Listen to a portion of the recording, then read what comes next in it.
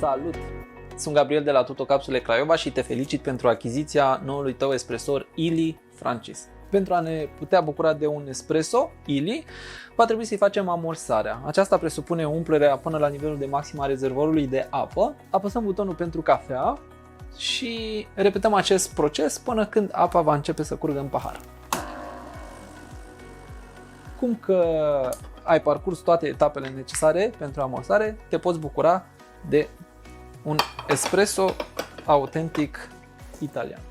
Acest espresor face parte din gama premium a espresoarelor de capsule de cafea și vine cu un sistem de spumare al laptelui care se va acționa de pe acest buton și are partea superioară încălzită pentru a păstra ceștile calde. Un espresso autentic italian. Nu în ultimul rând, noi vă recomandăm pentru espresoarele dumneavoastră un săculeț de dedurizare a apei, arată cam așa. Acesta stă în rezervorul cu apă și rolul lui este să prevină calcifierea aparatului.